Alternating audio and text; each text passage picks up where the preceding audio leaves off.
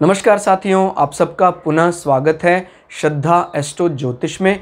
आज हम लोग कवर करने वाले हैं कन्या लगन की कुंडली में यदि केतु पंचम भाव में बैठे हैं तो क्या फल है। हम ये भी कह सकते हैं कन्या लगन की कुंडली में मकर राशि का केतु किस प्रकार का फल देता है। तो आइए शुरुआत करते हैं आज की क्लास का। लग्न से गिनेंगे अगर हम एंटी क्लॉकवाइज तो ये आएगा पंचम भाव, पांचवा भाव। पांचवा भाव जब मकर राशि पड़ती है तो इसका मतलब व्यक्ति का अपने एजुकेशनल डिग्री सर्टिफिकेशन को लेकर जो मूड है वो एग्रेसिव रहता है। आदमी जो भी स्टडी करेगा उसमें कहीं ना कहीं इंजीनियरिंग वर्क्स इनका रोल रहता ही रहता है। क्लियर होगा, क्योंकि दशम भाव वैसे शनि की राशि है लेकिन मंगल उसको बहुत ज़्यादा लाइक करते हैं। तो मंगल और शनि का कहीं भी फेवरेट प्लेस कहीं आ रहा हो तो वो संबंध रखता है कहीं ना कहीं डायरेक्टली इनडायरेक्टली इंजीनियरिंग वर्क से। स्टडी में भी उन चीज़ों को, इन विषयों को प्राथमिकता देता है। क्लियर हो गया। और अब यहाँ पर इस मटीरियल गेन, इस पृथ्वी तत्व राशि में केतु बैठे हुए हैं और केतु का पृथ्वी तत्व राशि और वायु तत्व राशियों से ज़्यादा कोई नज़दीक का संबंध बनता नहीं है। मटीरियल गेन के ये खिलाफ कह लीजिए आप, अगेंस्ट कह लीजिए आप इसको। तो इसका ये कह सकते हैं जब कभी भी आपने पढ़ाई शुरू की तो आपके डिग्री सर्टिफिकेशन में बड़ी अड़चने आई, बड़ी रोड़े आए, आपको क्या पढ़ना चाहिए क्या नहीं पढ़ना चाहिए। कई बार तो ऐसा भी होता है काउंसलिंग में आपका सीटी मन मुताबिक नहीं मिल पाई, इस प्रकार का आपको दिक्कतें रही। अब इसमें केतु क्योंकि पंचम भाव का एक चीज़ पसंद करता है, यानी अकेले बैठकर पढ़ने का जो समय वो केतु यहाँ दिला देता है। जो हमारी पढ़ाई है, एजुकेशनल टाइम है, वो पंचम भाव से देखा जाता है। अगर पंचम भाव में राहु बैठा होगा तो आदमी क्या हो जाएगा, बहिर्मुखी। देखिए इस राशि को पृथ्वी तत्व राशि है तो राहु उसको ज़्यादा सपोर्ट करने वाला है, केतु उसका ज़्यादा सपोर्ट नहीं पाता है। लेकिन फिर भी हमें एक बात याद रखनी है कि केतु को उस राशि यानी उस जल तत्व राशि ने डिनाई कर रखा है। इसके सामने वाली जो जल तत्व राशि है कर्क राशि, जबकि हमने एक जनरल रूल क्या पढ़ा है कि जितनी भी जल तत्व राशि हैं, जितनी भी अग्नि तत्व राशि हैं उसमें केतु अच्छा फल देते हैं। बट एक्सेप्ट कर्क राशि, कर्क राशि में जैसे कुजवत मंगल की तरह केतु और मंगल कर्क राशि में नीच का माना जाता है, इसी प्रकार से केतु भी वहां नीच का फल देता है जब तक चंद्रमा लग्न से केंद्र में ना आए। तो उसकी भरपाई थोड़ी हद तक मकर राशि में ये केतु करता है। ध्यान रखिए, ये तो आपको मानना ही पड़ेगा, है तो शनि की राशियां, तो केतु अपने मालिक के लिए वफादार तो है ही। यानी डार्क साइड का मालिक कौन है, शनि। लेकिन आपको कभी चुनना हो राहु और केतु में से कौन ज़्यादा अच्छा फल देता है, राहु ही अच्छा फल देता है, इसमें कोई दो राय नहीं है। बहिर्मुखी होगा, पढ़ाई में ज़्यादा समय नहीं देगा, फिर भी उसकी डिग्री डिप्लोमा समय पर कंप्लीट हो जाएगा। केतु ज़्यादा समय देगा, रियल पढ़ेगा, एक्चुअल पढ़ेगा, लेकिन आपके एडमिशन में लेकर आपके समय पर पढ़ाई पूरी होना या बड़ी व्यवधान आते हैं। पता लगा एक पेपर आपका कहीं रह गया, उसके बाद आप नेक्स्ट सेमेस्टर में उसको क्लियर कर पाए, इस प्रकार की व्यवधान देता है जब केतु पृथ्वी तत्व राशि, जिस पृथ्वी तत्व यानी अटैचमेंट को पसंद नहीं करता है। लेकिन ये जो डिटैच होकर लगन से पढ़ने वाली चीज़ है कि भाई बैठे रहो, लगन से लगे रहो अपने काम में, वो चीज़ केतु को पसंद आती है। तो वो कुछ एडवांटेज आपको मिल जाएगा। कभी भी ऐसे व्यक्ति को सट्टा लॉटरी में पैसा नहीं लगाना चाहिए। आपने सोचा भी, जैसे यहाँ का आपने देखो कई जगह गवर्नमेंट की तरफ से प्लॉट निकाले जाते हैं लकी ड्रॉ में कि भाई आपने डीडीए में प्लॉट निकला या हुड्डा सेक्टर में कहीं प्लॉट निकला, आपने इन्वेस्ट किया। अगर आपको लगता है कि मुझे इन्वेस्ट करना है तो अपने पार्टनर के नाम से इन्वेस्ट करें। आप अपने नाम से अगर इन्वेस्ट करेंगे सट्टे में आपको फ़ायदा हो ही नहीं सकता है। क्लियर हो गया। इस कंडीशन में हमेशा वो सट्टे वाला पैसा डूब जाएगा आपका। पंचम भाव आपके संतान पक्ष को भी बताता है। अगर इस घर का मालिक कमज़ोर स्थिति में, यानी शनि बहुत कमज़ोर स्थिति में आ जाए, फिर ऐसे व्यक्ति अपने संतान को लेकर उदासीन हो सकता है, संतान नहीं चाह सकता है, यानी डिले हो जाता है संतान में। और अगर बुध और केतु यहाँ बैठ जाए तो फिर आदमी की अनिच्छा हो जाती है, क्योंकि बुध कैसा प्लैनेट है, उसका कोई जेंडर नहीं है और केतु उस एजेंडे को सपोर्ट कर देता है। तो कई दफ़ा ऐसा व्यक्ति इस परिस्थिति में संतान उत्पत्ति की इच्छा नहीं करता है।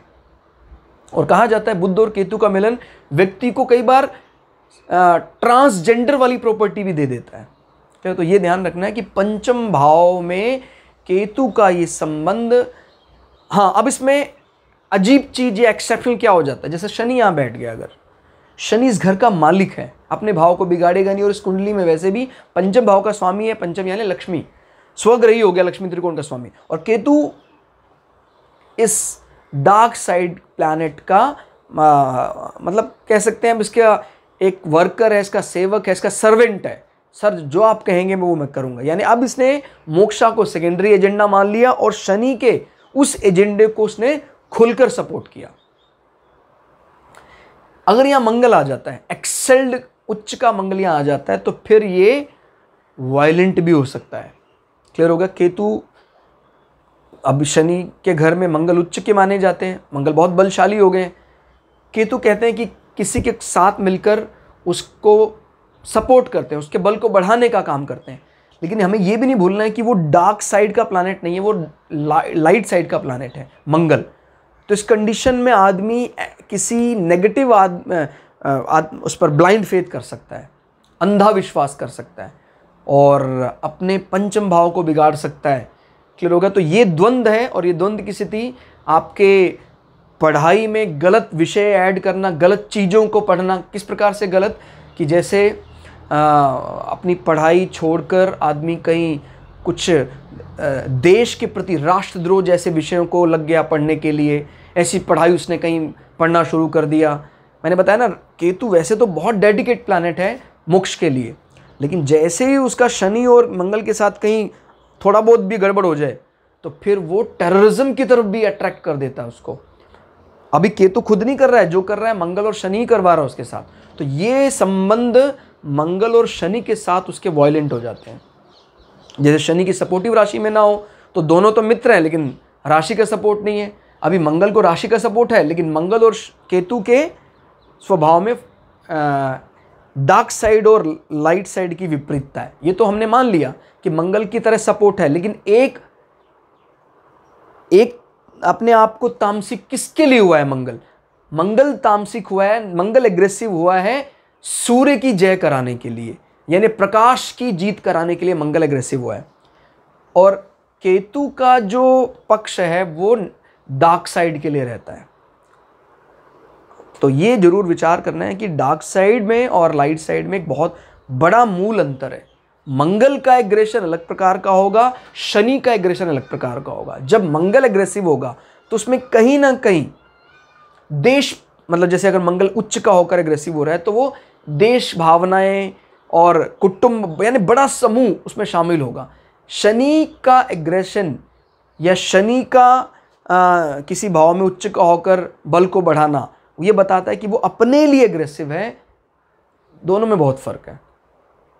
ठीक है, तो ये ध्यान रखना आपको। जैसे मंगल मेष राशि में बैठा है और शनि मकर राशि में बैठा है, तो दोनों को हम कहते हैं एक सा इनका स्वभाव हो जाता है, लेकिन ये अपने राष्ट्र, अपने राजा के लिए एग्रेसिव है, ये अपने लिए एग्रेसिव है। स्वार्थ की भावना शनि उस तामसिक प्रवृत्ति को ज़्यादा बताता है। मंगल अपने राजा के लिए, अपने राज्य के लिए वैसा हुआ है। फर्क है दोनों में। तो कुल मिला के कह सकते हैं केतु अकेला बैठा है, यहाँ अच्छे फल नहीं देता है। और अगर किसी प्लैनेट के साथ, जिसके साथ डार्क साइड की नहीं बनती है, तो फिर ये और भयावह रिजल्ट भी दे सकता है। हाँ, शनि के साथ बैठ रहा है, शुक्र के साथ बैठ रहा है, तो उसके एजेंडे को सपोर्ट करेगा। ठीक है, लेकिन मैंने आपको पहले भी बताया, शुक्र के साथ मिलकर एक दोष ये आ सकता है। शुक्र यानी किसी पुरुष की कुंडली में शुक्र का मतलब उसकी भार्या, उसकी पत्नी, तो उसके प्रति मैथुन सुख को लेकर थोड़ा दूरी आ सकती है। अगर सपोर्टिव राशि में है तो वो उसको अपनी पत्नी को एग्री कराकर उससे दूरी बना लेता है कि सर मैडम मुझे एक निश्चित समय तक मैं गृहस्थ का पालन करूंगा, उसके बाद मैं वानप्रस्थ में चला जाऊंगा। और अगर शुक्र और केतु बैठे हैं किसी विरोधी राशि में, तो फिर पत्नी और पति में वार्तालाप कम होता है और उसके ना चाहने के बाद भी पत्नी को पति अलग कर देता है। इस प्रकार के विचार। लेकिन ध्यान रखना, कभी भी केतु से सेपरेशन जब होगा तो झगड़ा नहीं होता है, मतलब डिशुम डिशुम नहीं होता है। सामान्यतः हम यही मानते हैं राहु डिशुम डिशुम करवाता है अगर शुक्र के साथ बैठता है, लेकिन केतु अगर शुक्र के साथ बैठकर सेपरेशन कराता है तो चुपचाप कहता है सर आप अपने रास्ते, मैं अपने रास्ते। क्लियर? तो ये ज़रूर ध्यान रखना है। संतान पक्ष को लेकर कुछ कमियां आ रही हैं और डिग्री सर्टिफिकेशन कोर्स का समय पर पूरा ना हो पाना भी केतु की ये सेटिंग बताती है। पढ़ाई में आप बहुत अच्छे हैं, मैंने बताया ना, अकेले बैठकर आपके लिए पढ़ाई का समय, कई व्यक्ति बहुत अच्छा समय देते हैं पढ़ाई में, लेकिन कुछ है ऐसे स्टार्स उनको समय पर वो डिग्री सर्टिफिकेशन पूरा नहीं हो पाता है। क्लियर? अब बात करते हैं केतु की दृष्टि की। 1 2 3 4 5। देखिए, जब कभी भी मैं यहाँ आपको बता रहा हूँ कुछ भी फल, तो आप अपने दिमाग में ये याद रखिएगा कि मैंने क्योंकि अभी भृगु संहिता को शुरुआत किया है, तो मैं यही आपको बता रहा हूँ कि अकेले प्लैनेट के हिसाब से फल किस ओर जा सकता है। किसी प्लैनेट की कंजंक्शन एस्पेक्ट्स अभी हम इसको लिए ज़्यादा बॉदर नहीं कर रहे हैं, क्योंकि अगर अकेला बैठा केतु इसके फल को खराब कर रहा है, तो आपने अभी देखा 2 प्लैनेट मिलकर कैसे भाव को बचा लेते हैं, कितना ज़्यादा सपोर्टिव हो जाते हैं। लेकिन अभी हमने सिर्फ विचार करना है ज़्यादा अकेले प्लैनेट के सेटिंग पर। तो अकेला केतु जब यहाँ दृष्टि डाल रहा है नवम भाव में वृषभ राशि में, तो ये दूसरी पृथ्वी तत्व राशि को बिगाड़ रहा है। वृषभ राशि बाय डिफॉल्ट कहीं ना कहीं कुटुंब की बात भी करता है, तो और यहाँ पर नवम भाव है तो पिता, गुरु, घर के बुजुर्गों को देखा जाता है। तो शुक्र के स्वभाव से वो प्रभावित रहते हैं। आपके पिता उस प्रकार का, जो शुक्र का कुटुंब वाला स्वभाव है, सबके साथ मिलकर रहना, मीठे बोल करना, इस प्रकार का आपके पिता का स्वभाव है। शुक्र अगर बली है तो वो रियलिटी है, शुक्र अगर कमज़ोर है तो वो वर्चुअलिटी है, मतलब दिखावा है। जैसे मान लीजिए शुक्र इस भाव का स्वामी अगर उच्च का होकर यहाँ बैठ जाए, यहाँ बैठ जाए या यहाँ बैठ जाए, तो रियलिटी जो दिखाता है वो है। और अगर शुक्र नीच का है, यहाँ बैठ गया, लग्न में नीच का माना जाता है, कन्या राशि में नीच भंग भी नहीं हो रहा है, या और कहीं शत्रु भाव में बैठ जाता है, यहाँ बैठ जाता है, तो भी वो कमज़ोर हो जाएगा। वो रियलिटी नहीं, वर्चुअलिटी है। लेकिन अभी हम ये मान रहे हैं कि अगर वो शुक्र मजबूत स्थिति में है कहीं, तो केतु की दृष्टि क्या बताती है? केतु की दृष्टि ये बताती है कि भाई आपके पिता के साथ आपका संवाद नहीं होता है ज़्यादा, इस कारण से पिता और आपके बीच में एक मनमुटाव है। लेकिन ये मनमुटाव कोई झगड़े वाला नहीं होता। राहु झगड़ा कराता है, केतु चुपचाप अलग करवाता है। लेकिन क्योंकि शुक्र, मैंने बोला ना, अच्छी स्थिति में है, तो जब आपको कभी साल में 1 बार 2 बार पिता की अत्यंत आवश्यकता है, पिता आपके साथ खड़े हैं, एक तो तभी पिता ने आपके साथ सारे संबंध तोड़ दिए, ऐसा नहीं। ऐसा कब हो सकता है? जैसे मान लीजिए शुक्र है, शुक्र यहाँ बैठ गया, इस कंडीशन में फिर क्या होगा? पिता आपसे कहीं आपको एग्रीमेंट कराना हो या कुछ ऐसा जरूरी काम हो पिता से, तभी भी पिता आपका साथ नहीं देंगे।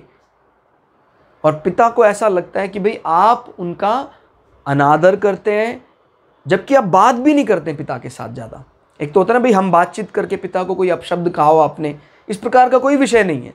आप पिता से कम बोलते हैं, इसके बाद भी पिता के मन में ऐसा विचार आता है, क्योंकि ये पृथ्वी तत्व राशि है जो राहु की फेवरेट राशि है या राहु की एक्सेल्ड राशि मानी जाती है, वृषभ राशि। और इस राशि में केतु की दृष्टि इससे डिटैच करवा देती है। ये सेम परिस्थिति आदमी के भाग्य और धर्म को लेकर होती है। समाज, उसकी जो धार्मिक प्रतिष्ठा है, लोग उसको समझते हैं यार ये धर्म को मानने वाला नहीं है। हालांकि आपका नजरिया है, आप चाहते हैं रियलिटी की तरफ जाना, लेकिन समाज में तो वो इमेज आई गई है कि नहीं, ये व्यक्ति धर्म को नहीं मानता है, उसके प्रति वफादारी नहीं है, समय नहीं देता है धर्म को। अब यहीं अगर जैसे मान लीजिए सपोर्टिव राशि आ जाती केतु की, फिर क्या होता? फिर समाज कहता कि यार ये धर्म का दिखावा नहीं करता है, बिल्कुल, मतलब आप उसको कहोगे कि ये दिखावा करे, ऐसा नहीं करता, लेकिन समाज में आपकी धार्मिक इमेज हमेशा बनी रहेगी। बड़ा फर्क है। एक आदमी सब कुछ करके भी धर्म के प्रति अपने रुझान को लोगों तक सामने नहीं पहुंचा पाता है। एक व्यक्ति बिना कुछ करे सब कुछ पा लेता है। इस मामले में केतु को पारंगत हासिल है, क्योंकि संसार में अधिक लिप्त होना हमेशा ही हमारे लिए संकट का कारण बनेगा ही बनेगा, आप माने या ना माने। अगर केतु किसी भाव में बली हो जाता है तो आपको बिना करे, एक तो होता है भाई आदमी को बड़ी बुद्धि लगानी पड़ती है भाई, जैसे प्रथम भाव में राहु सपोर्टिव है तो बहुत बली है, तो उसका मतलब क्या है, आदमी कमाल का डिप्लोमैट है, उसका इस्तेमाल करता है और उससे डिप्लोमेसी से उसको जीत मिलती है। एक केतु बली है प्रथम भाव में तो क्या होगा, आदमी को बिना डिप्लोमेसी के ही हर जगह जीत मिल जाती है, सरल हृदय। तो बढ़िया है ना, आपका केतु आपको फर्स्ट क्लास बना रहा है। कहाँ तो एक आदमी षड्यंत्र बनाकर षड्यंत्र को डिकोड करता है, केतु जरूरत ही नहीं है, कहता भी हमें ऐसे षड्यंत्रों को डिकोड करने की आवश्यकता ही नहीं, ईश्वर हमारे लिए मेहरबान है। तो आप स्वयं अंदाजा लगाएं कि किस चीज को आप अच्छा मान रहे हैं। ज्योतिष ने खुद ऐसा डिक्लेयर नहीं किया भाई ये तो खराब ही हो गया अब तेरी जिंदगी में, ये तो जातक तय करता है। मान लीजिए मेरी कुंडली में, अब जैसे मैंने कई कुंडलियां देखी, अगर बहुत बड़े ज्योतिषी की बात करें, बड़े आदर से उनका सम्मान से उनका नाम ले रहे हैं, सीनियर इंजीनियर हैं, सीनियर एस्ट्रोलॉजर हैं पीवीआर नरसिम्हा राव जी, उनकी कुंडली में 4 ग्रह अष्टम भाव में बैठे हैं। इसी प्रकार से भारत के वर्तमान प्रधानमंत्री माननीय नरेंद्र दामोदर मोदी जी, उनके भी 12वें भाव में 4 ग्रह बैठे हुए हैं। तो सामान्यतः हमारा विचार ये रहता है कि भाई जहाँ अष्टम भाव में, द्वादश भाव में 3-3, 4-4 ग्रह बैठे हैं तो भाई कैसे चलेगा, जीवन में कष्ट आएगा उसको, ये आएगा। लेकिन उन्होंने इसी को अपनी खूबी माना। एक सामान्य व्यक्ति के लिए इस प्रकार का जीवन शैली कष्टकारी हो सकती है। अब आप इनके जीवन को जानते हैं या नहीं जानते, तो आप थोड़ा स्टडी करेंगे तो जान जाएंगे कि पीवीआर नरसिम्हा राव जी किस प्रकार से दूसरे देश में यूएसए जैसे राष्ट्र में रहकर अब उनके एथिक्स को भी मानते हैं और अपने राष्ट्र को भी रत्ती भर नहीं भूलें। अपने एथिक्स, मोराल और त्याग की भावना से परिपूर्ण है। अब ये किसी के जीवन में आ जाए तो कोई कहेगा नहीं सर ये तो मैं नहीं करूंगा ऐसा, मैं तो यही एक शब्द रहता है, एंजॉय करना चाहता हूं मैं। आपके जीवन में अगर त्याग है, त्याग दृष्टि है, तो आपको 8 और 12 सर्वोपरि बना देता है। और अगर आपके मन में ये त्याग वाली भावना नहीं है तो यही बैठे प्लैनेट आपका सर्वनाश कर देते हैं। तो इसलिए याद रखना है, ये तो हमारा स्वभाव होना ही चाहिए, हमारे अंदर मोक्षा वाला पार्ट हमेशा एक्टिव रहना ही चाहिए। अगर ये एक्टिव है तो यही दोष आपको निर्दोष कर देगा। क्लियर हो गया? और अगर वो नहीं है तो फिर आदमी को जिंदगी भर तड़पना है, यही तड़पाएंगे उनको 8 और 12। तो ये बहुत बड़ा कमाल का एक खूबी दिखाई देती है। तो इस चीज़ को आप स्वीकार करें। कोई पूछते हैं सर सबसे बड़ी रेमेडी क्या होगी? सबसे बड़ी रेमेडी ये होगी अपनी कुंडली, अपने भाग्य को स्वीकारना कि सर मेरे प्लैनेट कहीं भी बैठे वो मेरे प्लैनेट है, मैं इसको स्वीकार करता हूँ। सबसे बड़ी रेमेडी यही है। उसके बाद बाकी सारी रेमेडी काम करती हैं। तो केतु का 9वें भाव में दृष्टि से आपके जंघा पार्ट में भी दिक्कतें आ सकती हैं। क्लियर हो गया? फीमर हड्डी, सबसे मजबूत हड्डी जो मानी जाती है, उसमें दिक्कतें आना केतु की दृष्टि जब तो इसमें चोट लग सकती है, भारी नुकसान हो सकता है फीमर हड्डी को। क्लियर हो गया? और लेग पिट्स, वहाँ पर आपको फंगस डिजीज़ होना स्वाभाविक है। ठीक हो गया? और घर के बुजुर्ग जो लोग हैं वो नाराज़ रह सकते हैं। 5, 6, 7, 7वीं दृष्टि को हम काउंट नहीं कर रहे हैं। 8, 9, 9वीं दृष्टि से केतु प्रथम भाव में कन्या राशि में नज़र बनाए हुए हैं। तो जब प्रथम भाव में दृष्टि डालते हैं तो व्यक्ति हालांकि मस्तिष्क शांत रहता है, लेकिन ये सरल हृदय होना कई बार हमारे अगेंस्ट चला जाता है। कहता है तुझे इतना भी नहीं पता लगा कि किस व्यक्ति ने तेरा नुकसान किया है, किसने तेरा फ़ायदा कर दिया। तो ये समाज में आपकी प्रतिष्ठा को कम करता है।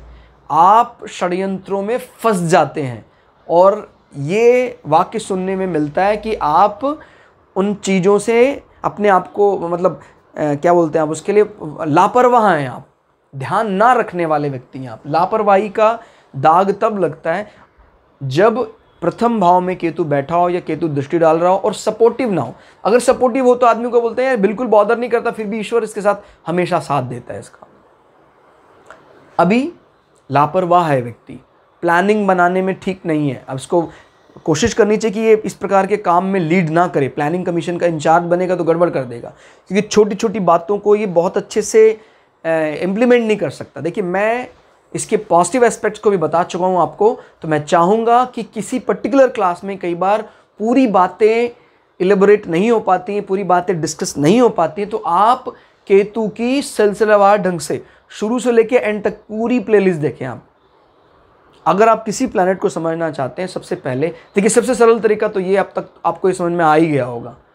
सूर्य से लेकर अगर आपने राहु तक हमारे चैनल में प्लेलिस्ट में देखा है अपना अपना कुंडली में प्लेसमेंट, तो इतना तो आपको समझ में आ गया होगा कि चाहे आप कितने भी तरीकों से कुंडली को पढ़ना सीखें, इससे सरल तरीका नहीं है कोई। भृगु संहिता सबसे प्रामाणिक, सबसे प्राचीन और सबसे सरल तरीका है। क्लियर? तो इसको सीख जाएं आप सभी ग्रहों के लिए। उसके बाद देखिए, जब आप इंटरमीडिएट, एडवांस और इंटीग्रेटेड अप्रोच लगाएं तो कैसे सारे फल स्वतः आपके सामने रखे जाएंगे। ठीक है, तो ये अपने मन में विचार जरूर आपको बनाकर रखना है कि जब कभी भी आप कोई प्लैनेट देखें तो पहले अपने बारे में अपनी कुंडली देखें, उसके बाद आपको कंपैरेटिव फिलॉसफी भी चाहिए, तुलनात्मक दृष्टि भी चाहिए।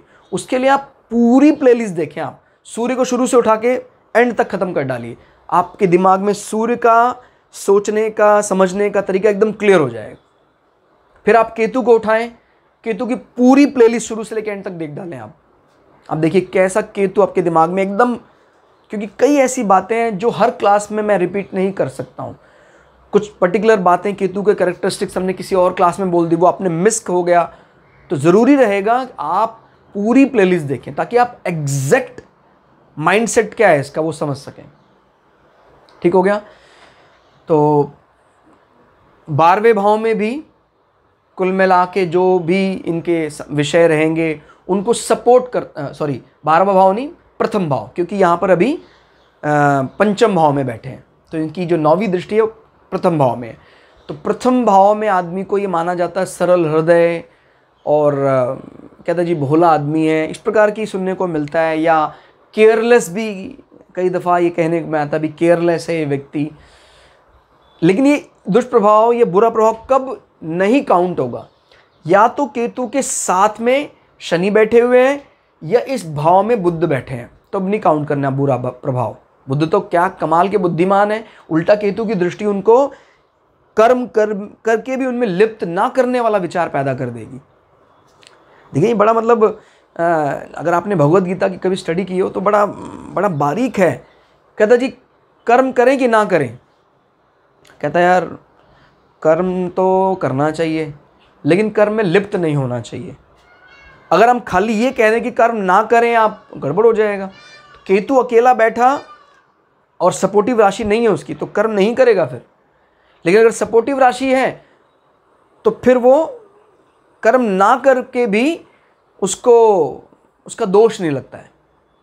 लेकिन अच्छा तो यही माना जाएगा कि केतु के साथ कोई सपोर्टिव प्लैनेट बैठ जाए सपोर्टिव राशि के साथ, तो कर्मण्येवाधिकारस्ते मा फलेषु कदाचन, कर्म भी हो जाएगा और उसके फल का आदमी चिंतन भी नहीं करेगा, तो फर्स्ट क्लास बन जाता है फिर। तो केतु के अंदर ये प्रवृत्ति है। जैसे बुद्ध यहाँ बैठ गया तो जबरदस्त बुद्धिमान है, बुद्धि का भरपूर इस्तेमाल करता है, और केतु उस बुद्धि पर अहंकार नहीं करेगा व्यक्ति। लेकिन अगर बुद्धि ये का स्वामी बुद्धि यहाँ से हट जाए, फिर केतु की रजिस्ट्री बढ़ रही है, तो फिर ना सिर्फ आदमी कर्म को लेकर मतलब अपने ड्यूटी रिस्पॉन्सिबिलिटी को लेकर केयरलेस हो जाता है, सर पे कोई चोट लग सकती है, कोई घाव, फोड़ी, फुंसी के निशान हो सकते हैं, चश्मा भी चढ़ सकता है, ये सब देखने में आता है। तो कुल मिला के केतु का पंचम भाव में फल यहाँ इस राशि में ज़्यादा अच्छा नहीं माना जा सकता है। क्लास आपको कैसी लगी कमेंट करके जरूर बताइएगा। मिलते हैं अगली क्लास में, तब तक के लिए जय श्री भगु पराशरा, जय श्री शुक्राचार्य, नमस्कार।